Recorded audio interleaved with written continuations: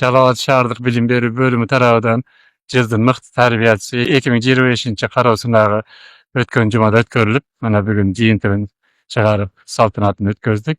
Munda şaharymyzdagy 29 mekdepge çeýinki bilim beri uýumlardan 16 mekdepge çeýinki uýumdagy hyzmatkerleri, tärbiyäçilari gatnaşdy.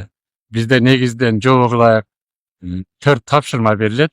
Oşol 4 tapşyrmanyň jyýynty boýunça jeňүүçiler aňypdylar.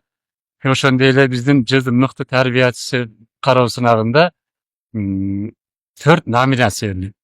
Birinçisi Jyzyň mykty tärbiyäçisi, Jyzyň mykty mamleketlik dil mugalimi, Jyzyň mykty muzika jetekçisi, oşonda ele Jyzyň mykty usulçusy degen.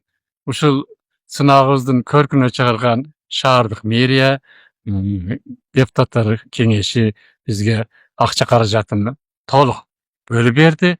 Oşoň negizinde jeňүүçilerge oşonda jygyna biz planşet berçelek, beýlemi printer berdik. Mugalimler şu bayağı bardygyny notebookda bolup galbady. Şu notebookuna ulanyp şu kagazdary çygaryp alsyn degende